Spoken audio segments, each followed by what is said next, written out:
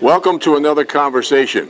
We're here at Iliano's Ristorante in Hamilton with two New Jersey sports media icons.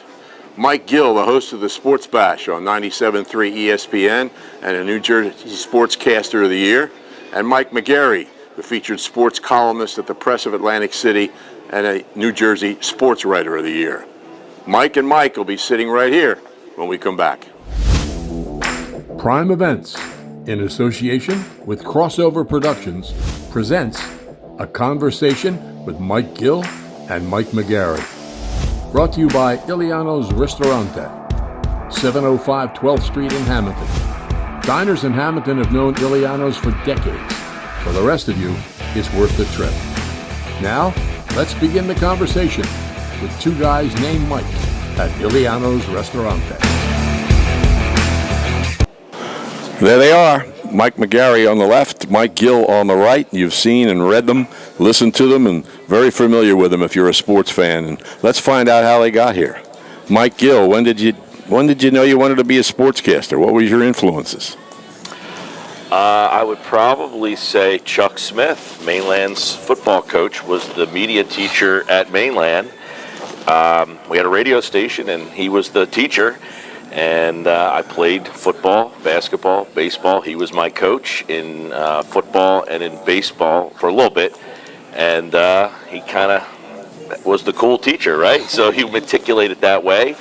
I enjoyed it. I went to college at West Virginia, and I wanted to play baseball. They invited me on as a walk-on. I quickly understood that I was not good enough to do that. Got hurt. A friend of mine, I said, "Hey, what are you doing tonight?" He said, "Well, I'm calling the hockey game." I said, "Well, that really sounds cool. How did you do that?" He said, "I went down to the student station, and that Monday I went to the student station, and I pretty much never left. And here I am." How about you, Mr. McGarry?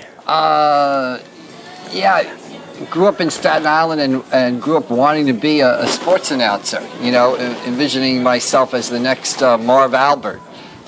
Type of guy, and went to Marist College in Poughkeepsie, and it came to senior year, and you needed to get a job, so I joined the school newspaper, wrote 10 stories, parlayed those 10 stories into my first job at the Penny Saver in Long Island, which was a free paper they tossed on your driveway once a week. Worked there 10 months, went to work at the hometown Staten Island Advance, which was a daily. I think there's a state law in Staten Island that says when you get to be 25, you have to move to New Jersey. So I applied to every paper in New Jersey. The Press of Atlantic City answered, the only one to answer. They hired me. I came down, lived in Surf City, 2 blocks from the beach. I was 25. I was having a great time. And then 3 years into the Press of Atlantic City, they said, "You like sports a lot. We need a sports writer to replace Bob Hoffman." I moved over, and I fell asleep, and when I woke up, I was sitting in this restaurant talking to you guys. I think one of Mike's first pieces, he covered, I blocked a punt and had 2 sacks in a game against Northern Burlington. You remember that Mainland game? My first year doing football was, I started sports in March of 93 in the basketball tournament. My first full football season was the fall of 93, and I do remember that game as Saturday afternoon up at Northern Burlington, Mainland versus Northern Burlington, one of the first football games I did. Tell us about your family life in New York. Just regular growing up. I'm the oldest, 2 younger sisters, mom and dad, and just a basic, normal, Staten Island existence, basically. Like a Woody Allen movie? Yeah, I don't know. And then, got married, met my wife at Marist, and had 2 boys. Now one lives in L.A. and one lives in New York City. Nobody lives where it's cheap. One lives in one of the most expensive cities in the world on the East Coast, and one lives on the most expensive city in the world on the West Coast. We've identified that the press pays better than radio. Yeah, I don't know about that. Now, you grew up a little closer to here, so tell us about the family life. I grew up in Margate with my mother. My parents were divorced pretty early. I basically lived in my grandmother's house growing up. It was just a crazy existence, and I say it's odd that I ended up in sports. People think my mother has 5 sisters, and I lived with basically the 5 sisters, my mother, my grandmother, and my grandmother's sister. Wow. So I had a house with all women, Right. and there was me throwing the ball up against the side of the house all day long, and my grandmother just yelling at me to stop throwing that ball up against the house. But that's Yeah. all I did all day. I played every sport pretty much, baseball, football, basketball, all the way through until I couldn't do it anymore. And so I grew up in Margate, moved to Linwood for high school, and went to Mainland. And then I left for West Virginia. I came back, and I back then we used a CD. There was an ad on the radio that they needed a DJ. I put the CD on the desk. I got in my car. I barely got out of the parking lot before they called me to come back in, and I started doing weekend overnights on Rock 102.7, and I've been here pretty much since. You didn't mention that good fielding second baseman, your dad. Dad, well, he lived in Ocean City. He played on my little league team I coached. Yeah, so my dad and my parents were divorced when I was about 5, so I saw Dad. He coached my little league team. And I lived with my mom most of the time. My father went to law school pretty much late in his life, so he was very wrapped up in doing that, I guess, noticing that he had 2 kids getting ready to go through college as well. But yeah, he coached me a lot, and obviously being in the 2 different places, I played Little League in Ocean City and in Margate at the same time. I'd play on nights with my dad's team. Yeah, I might have been all right. Yeah, he, as you said, late in life, he was an amateur boxer, and was Gorgon. Yeah, and he was a bricklayer for a while and decided he wanted to be a lawyer. Yeah, in fact, there's pictures of me with my dad on like a forklift over in Ocean City. If you go over the bridge, I don't think the motel's even there anymore on that right-hand side, that white. My dad built that. He built Playland and a lot of places in Ocean City. And he decided this is not the way I want to keep going. He did bartend at Diorio's, and I do have memories of running around back there when I was a kid, back in like where they store like the liquor and stuff. I was running around back there young. I do vaguely remember that. I was really young at that time. What do you remember? You mentioned this football game with Northern Burlington. What do you remember about the first time you met him? I don't know. That's a vivid. I do recall that he covered that game. It was the first high school varsity football game that I had played in.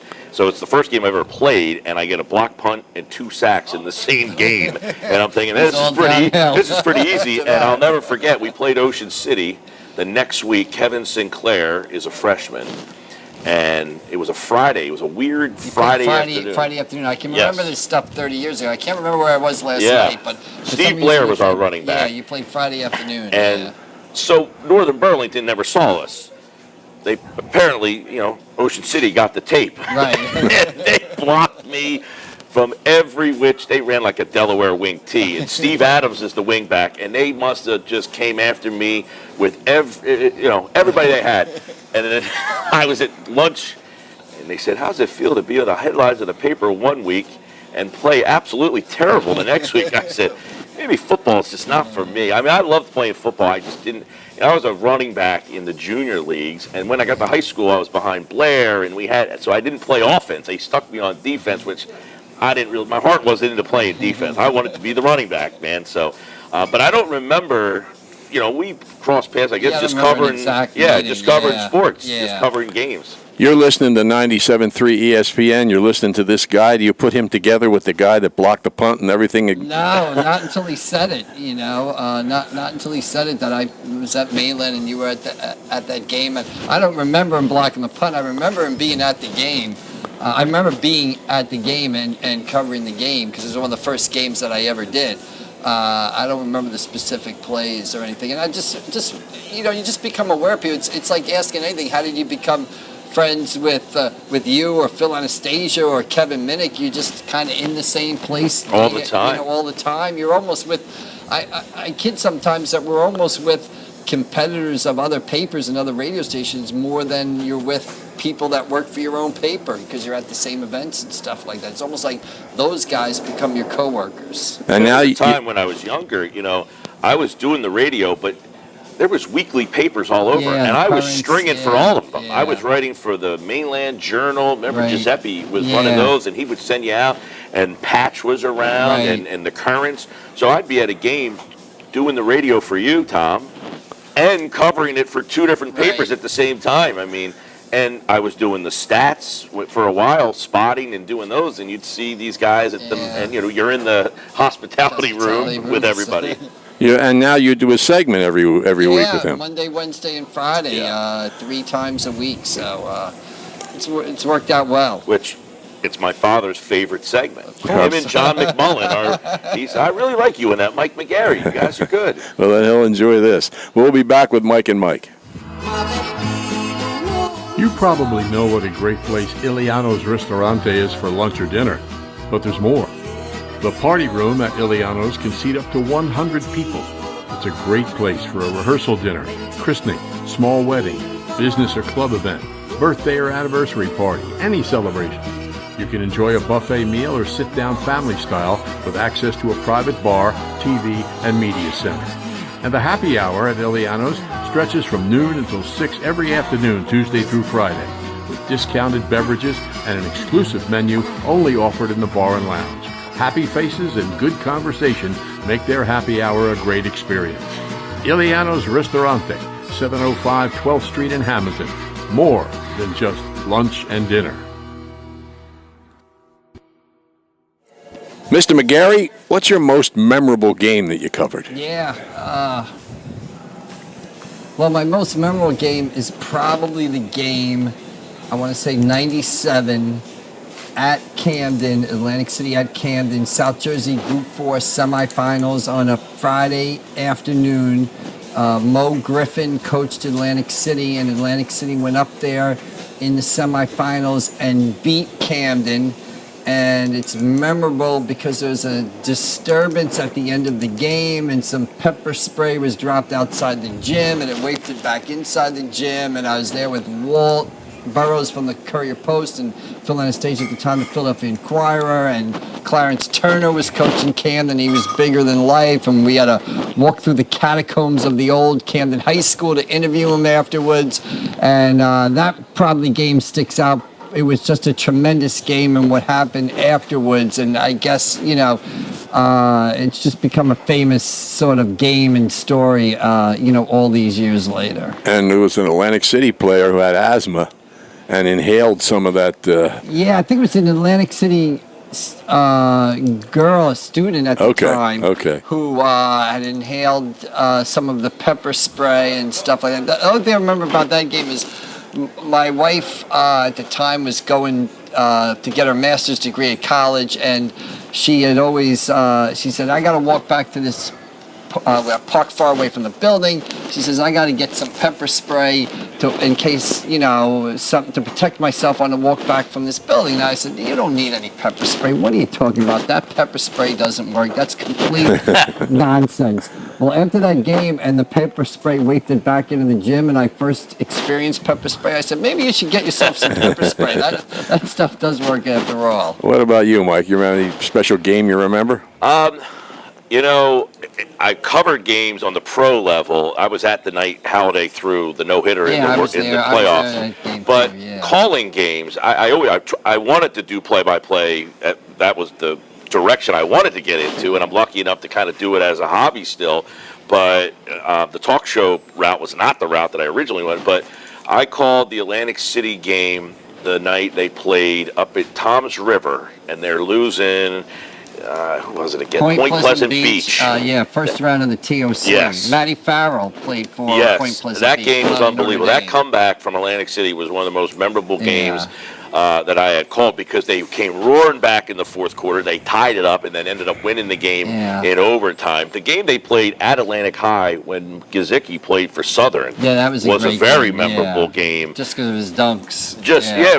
And I talk to Gene Allen about this all the time, and that guy gives me nightmares still. I watch him on TV, and he gives me nightmares. So there's a lot of those Atlantic City runs that they went through.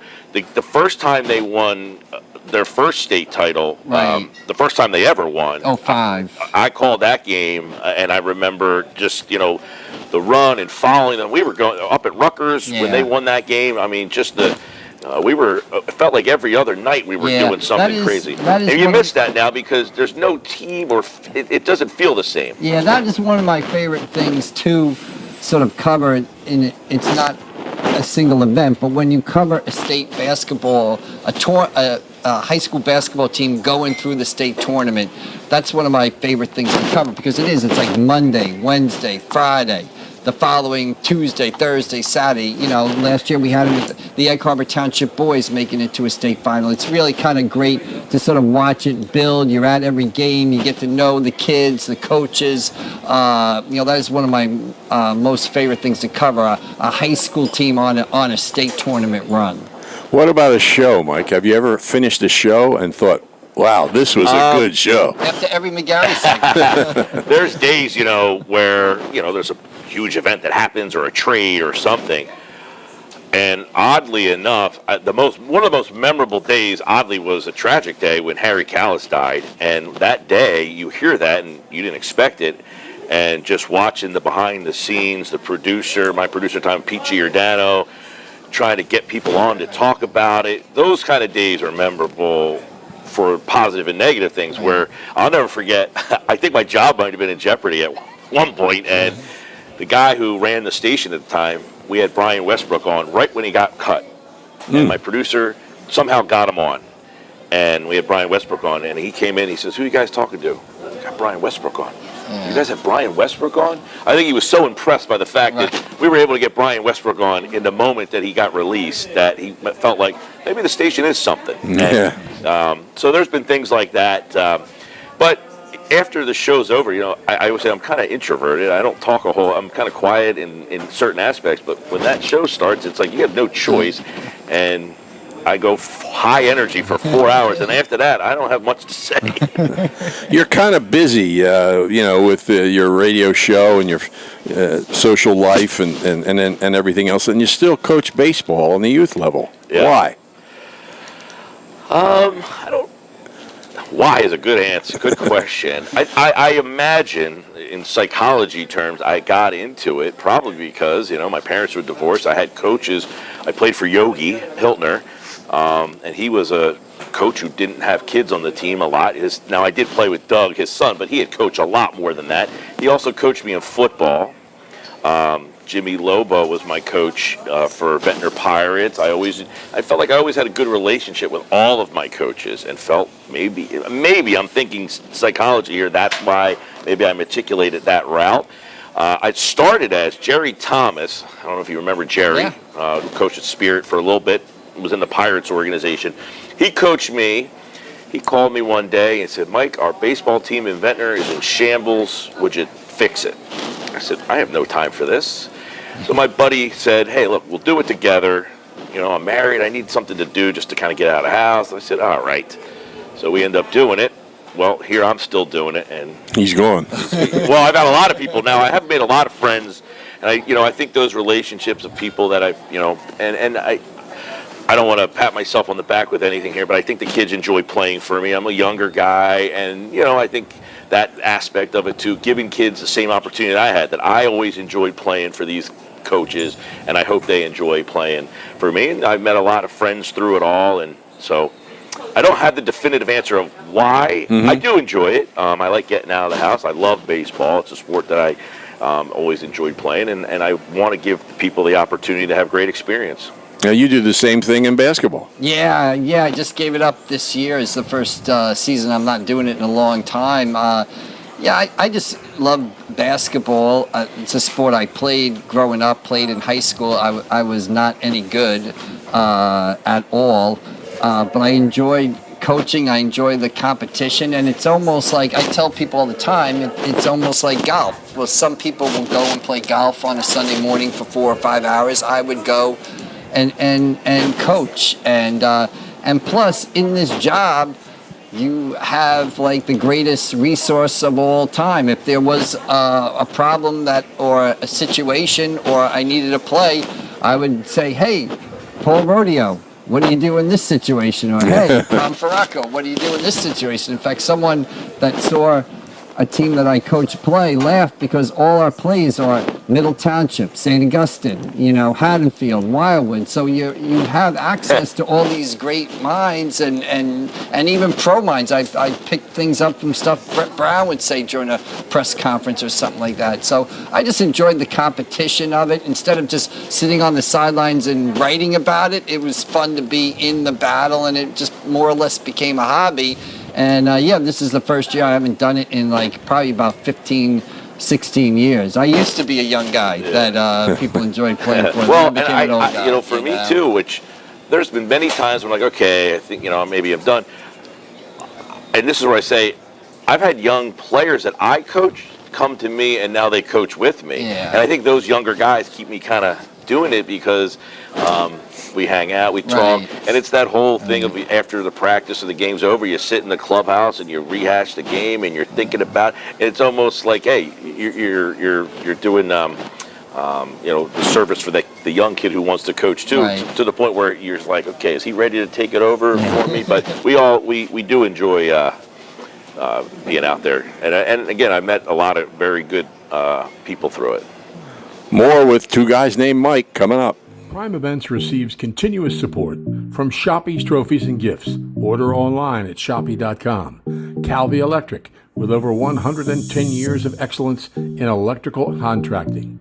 Gillian's Wonderland Pier, amusements with a family in mind on the Ocean City Boardwalk. Shore True Value Hardware, they're ready to help on New Road in Summers Point. Johnson's Famous Popcorn, open all year on the Ocean City Boardwalk. Blue Water Graphics, if you need signs, you need Captain Charlie. And Ulmer's Appliances, a family-owned and operated business in Cape May County for 50 years. For over 25 years, Iliano's Ristorante has brought classic family-style dishes crafted with only the finest and freshest ingredients to fill your stomach and warm your heart. Now a new generation of ownership will continue Iliano's classic approach to Italian dining while also adding some current touches. They offer an extensive menu of homemade pastas, pizza, and daily specials, something for everyone at every age. Iliano's, 705 12th Street in Hamilton, has everything you need for lunch and dinner. And they can help you with your catering needs. Reach out through events.ilianos@gmail.com or contact them through Facebook or Instagram. Diners in Hamilton have known Iliano's for decades. For the rest of you, it's worth the trip. Mike McGarry, they talk about the woman behind the man, and you've referred to your wife. I guess she's a big part of your success. Yeah, if you ask her, she'll tell you that. You know, Kathy Houlihan, now Kathy McGarry, has been she's a first grade teacher up in Westfield. That's why everybody always asks me where I live. I live in Howell on the Monmouth Ocean County border, and everybody says, why do you live so far away from South Jersey and stuff? It's because my wife teaches off exit 135 of the Parkway. I worked down here, exit 37, exit 40 up the Parkway. So when we got married, we lived halfway, between the two jobs. I got the easier trip. She drives into traffic. I don't drive into traffic. But, she does a great job, and it's not that it's not easy or anything, but it is a different existence. I mean, I work a lot of nights. I work a lot of weekends, so there's got to be things that done, planned around, me, and she does a great job doing that. I tell people like Friday nights in the fall or Saturdays in the fall, that's like a Tuesday for me, So I say to people, when people say, why can't you do this, why can't you do that? I said, well, if you plan this party, 11 a.m. on a Tuesday, could you make it? No, I said, Saturdays are like my Tuesday. So there's a lot of that. So she's handled all that over the years and really done a fantastic job, and a fantastic job with our boys too. Now, Mike, you're single, but you're in a relationship now. I'm sure you're getting that same kind of support. Matter of fact, she's here somewhere. That same kind of support. Yeah, our schedules are good. So she actually is here. Yes, Heidi's back there, and we work very well together. She's got 2 boys, and I help them get to school some days. She gets into school, but she works. She's done by the time I get home, and we both have weekends off. So we do a lot of things together. She has a craft hobby business that she works. I help her out with that. But we have a lot of the same interests. She's with me today because when we're done here, we're going to hang out and do some things in the town together. So we have a lot of similar interests, a lot of things. We like to travel together, so we've kind of lucked out in our schedules. Unlike his, our schedules are a little bit better for this. And my schedule at work, I get off at around 6. So it's not, and I don't work on weekends. Yeah. Generally, I don't do as much on the weekends as I used to do. I don't call as games as much or cover games as much. So my weekends have pretty much been free since we've known each other. Well, that's great. Let me throw out some names and just tell me what comes to mind, a story or whatever. Mr. Gill, how about Josh Hennig? Josh is an interesting character, man. He called me, 7, 8, 9 years ago. I guess he had been working at WIBG and got out of it and was selling cars maybe or doing some stuff. He just was looking to kind of dip his foot back in, and at the time we had an opportunity. We brought him on, and then my producer, Pete Giordano, told me he was leaving to go to Sirius. And Josh happened to be in the building and doing stuff, so he basically shifted right over. But I would say we are nothing alike, which is good. And he knows a lot about sports. The man that loves sports, Yeah. and he loves the radio business. Yeah. I mean, that's another thing. He loves the business. He's so passionate about it, and that's why we work. We're two people who really have a passion about it, but he's very technically savvy, which is not my strong suit. And so we are able to do things on our radio station that major market stations can't do because of him. We carry on a Saturday, you'll listen to 3-4 games back to back to back. We have no board op, nothing. He figures out how to chain them all together and mesh them so that they just go from one to the next to the next to the next. Most places need a board op to get that stuff off the ground, but he knows how to. So we work very well together, and he's been a huge asset. Mike McGarry, Paul Rodeo. Paul Rodeo, emotional. That's the first word that comes to emotional. Passion. That's what I think about when it comes to him. I mean, obviously a great coach and a great leader of people, and a guy whose greatest strength as a coach, I think, is to get everybody to buy in, whether it be the star of the team or the 15th player on the team, to come together and sort of work towards a common goal. And I think in today's society, that's very difficult to do, and he manages to do it year in and year out, and he does it with his emotion and his passion and his dedication to them, basically. Mike Gill or Gene Allen? Gene is a very passionate guy that we just started covering, and because I've covered him so much on those runs, he came up and said, "Man, you've been the soundtrack of our runs, man." They would go back and watch the games afterwards, and then Gene and I became friends. I mean, we've hung out together. His boys hung out with Heidi's boys. We were at the old Atlantic City blackjack games together. And Gene has become a very good friend. But I'll tell you, watching him coach, I miss watching him on those sidelines and the passion that he brought, and similar, where he got not an easy situation, kids to buy into. Those teams weren't star leading. They had star players, but they were not known for their star players. They were more known for the tenacity of their buy in the defensive the tenacity of their defense. It's a common denominator among coaches. It's not so much the X's and O's sometimes. It's more about leading people in the right direction, basically. And both those guys, Rodeo and Gene Allen, do a tremendous job of it. Mike McGarry, how about Guy Gargan? Guy Gargan. Institution. Apparently he babysat me. Yeah. I mean, from what my father tells me anyway, yeah. Fought in the Spectrum, on the undercard of like Marvin Hagler fights, basically. So just an institution in Ocean City, and a guy who really, a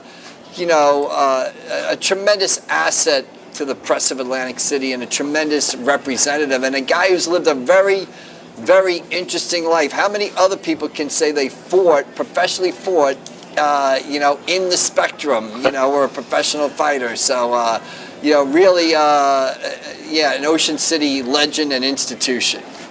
My father, by the way, fought with Guy, or they sparred together, Yeah. Right. and I took my father to meet Mike Tyson. He was doing a one-man show, Yeah. and we had a meet and greet with Tyson. And my dad said, "Hey, you know so and so," and my dad had fought a guy that Tyson sparred, and they both. And Tyson, "Oh yeah, I know that guy. Yeah, yeah." I said, "This is wild here." Yeah. How about Bobby Clark? Bobby Clark. So my father would tell me this story from when I was a kid. Apparently, Bobby Clark. Now I don't remember this. I've heard the story from my father though. That Bobby Clark and the Flyers would come into Diorio's a lot Right. after games. Mike Keenan and Clark, Coatsy. So my father was on the boardwalk in Ocean City pushing me in a carriage, and Bobby Clark was running on the boardwalk, recognized my father from Diorio's, and took me out of the thing and held me up. Right. And Like you were the and- Stanley Cup. Exactly. I also have heard a story from my father that Lou Nolan, the public address announcer, borrowed my crib for his newborn at the Really? time. He said to my father, who was bartending, "Hey, you know anybody who has a crib?" My father said, "Oh, you can use my son's. Yeah. We're not using it anymore." But Bobby Clark apparently lifted me up when I was a young kid, and that's my recollection. I don't remember any of this. Right. I've heard the story though from my father many a Must time. be true. Yeah. And Mr. McGarry, how about Bruce Springsteen? Well, yeah, I mean, anybody who knows me knows, I love to see him.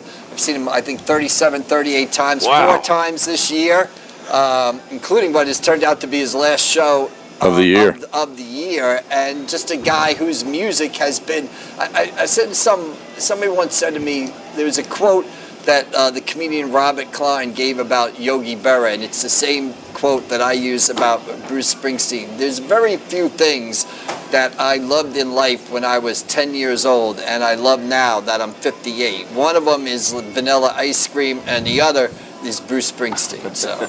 That's amazing. 37, 38 times. We'll be back.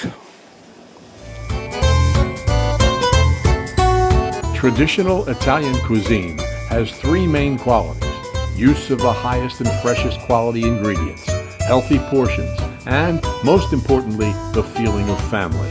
At Iliano's Ristorante, 705 12th Street in Hamilton, they take pride in providing all 3 qualities.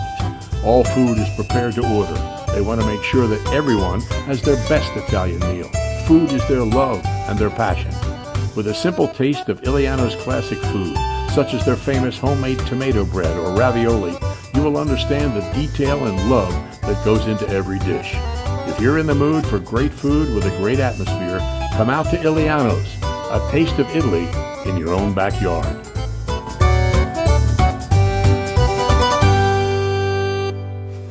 Mr. McGarry, you cover high school sports primarily, Right. but you do a lot of pro. Yeah. Do you cover them differently? Yeah, you do. I mean, there's a lot more freedom in professional writing when you cover a pro team, right? You don't have to worry about hurting Bryce Harper's feelings.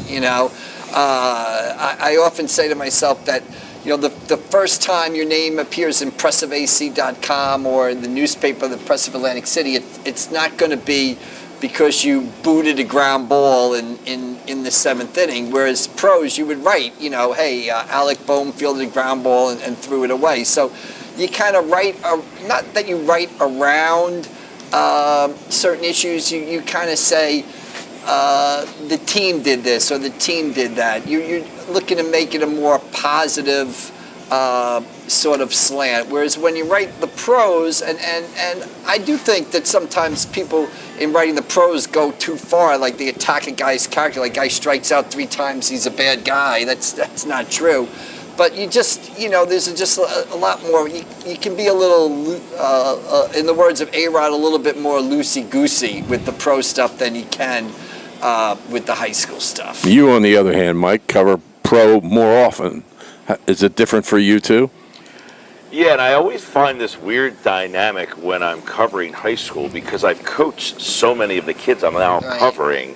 And how do you handle incorporating that into maybe the broadcast or on the air if, we're talking about, which doesn't happen often. Right, We right. generally just talk about pro sports. When Mike's on, I will ask him because I know he's generally covering the biggest game.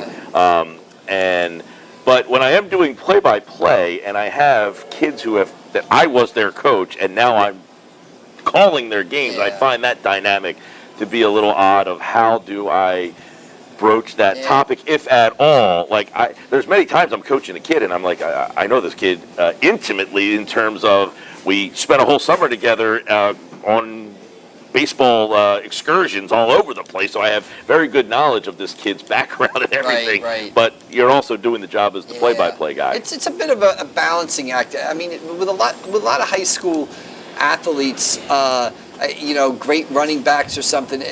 If we're writing great stuff about you week after week, and then you get to a game where you fumble or you don't gain as many yards, I will write it, but maybe I'll write it differently than I would, a pro sort of story like that. Because I believe, if we're going to praise you, we can, matter-of-factly point out when things don't go well too. But it's just a balancing act. And like I said, I just try to keep in mind that the first time, I'm writing about you, it's not going to be because you gave up 4 runs in, in 1 inning and took the loss, basically. Yeah.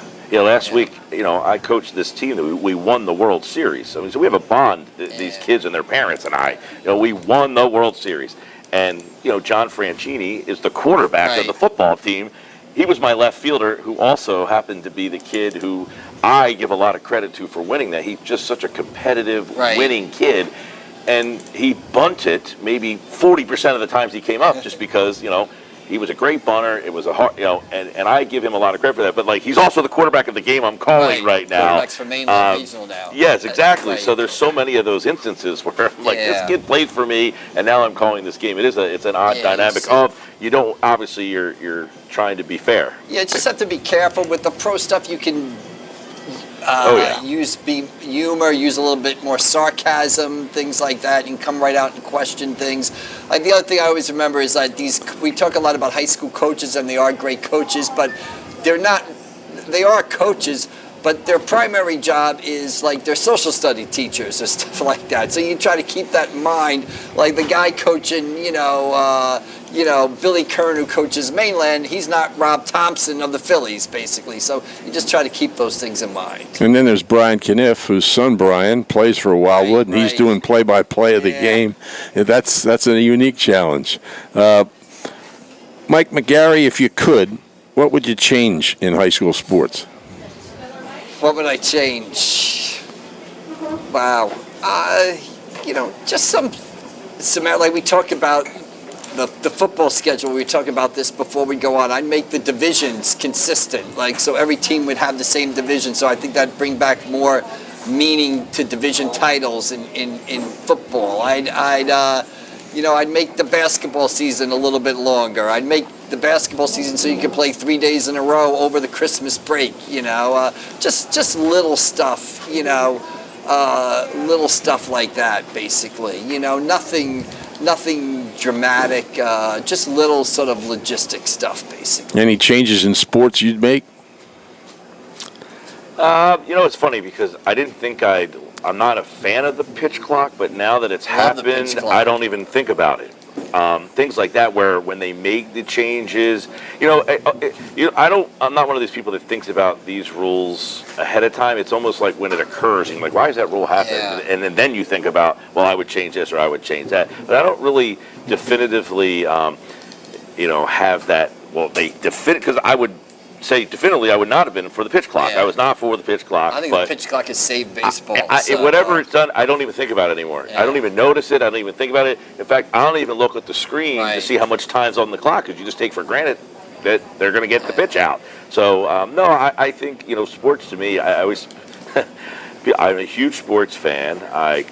Every penny essentially I've ever made in my life since I graduated from college are all sports related. I used to deliver subs when I was younger for Sacco Subs. This is kind of where I started back in the cutting meat back there with all these guys who used to just ask me all sorts of crazy trivia questions, and it's funny when you asked me how I started. I used to deliver, and at the time, I don't know if you remember the arrangement where WIP was on down the shore on the FM dial, Yeah. and I think it was at 102.7 or something to that effect. And I used to drive around and listen in the car all the time. And in my head, I would say, we need a show down here that we can listen to. Right. I want to bring our area something like that. And that's kind of, how I would drive around all day listening to this all day long. And I obviously, by whatever chance, I got to be that person. It's funny you should say that, because I often think back that just about, I'd say 99.9% of the friends I've had in my life have come through sports. I mean, it's just, it's amazing, that connection. I mean, can't think of one friend that I met, anywhere other than a gym, or, even people in the town where I live. Well, we're friends because we met through the Hal Basketball Club and stuff like that. So it's amazing the connections that sports can build. We'll have a final word after this. Prime Events receives continuous support from Shoppy's Trophies and Gifts. Order online at Shoppy.com. Calvi Electric, with over 110 years of excellence in electrical contracting. Gillian's Wonderland Pier, amusements with a family in mind on the Ocean City Boardwalk. Shore True Value Hardware, they're ready to help on New Road in Summers Point. Johnson's Famous Popcorn, open all year on the Ocean City Boardwalk. Blue Water Graphics, if you need signs, you need Captain Charlie. And Ulmer's Appliances, a family-owned and operated business in Cape May County for 50 years. You can satisfy your craving for authentic Italian food right in South Jersey. Iliano's Ristorante in Hamilton offers an extensive menu of homemade pastas, pizza, and their famous tomato bread. Iliano's has everything you'll need for a classic meal in a casual atmosphere. The Ristorante is open every day except Monday at 11 a.m. until 10 on Friday and Saturday, 9 Tuesday through Thursday, and until 8 on Sunday. They can handle everything from large groups of celebrities to a quiet dinner for two. Their party room can seat 100 people. And their happy hour stretches from noon till 6 every afternoon, Tuesday through Friday, with discounted beverages and an exclusive menu only offered in the bar and lounge. Iliano's Ristorante, 705 12th Street in Hamilton. Phone them at 609-561-3444. Well, if you missed any of this conversation, it's available and will be for a long, long time at primeevents.net, along with the Paul Rodeo, Paul Sacco conversation, and the one with Tony Cerace and Frank Campo. We thank Mike McGarry, the Press of Atlantic City, Mike Gill from ESPN, and we'll have a new conversation next month. Also, thanks to all the people here at Iliano. So we hope to talk with some interesting people again next month, and we hope you'll join us.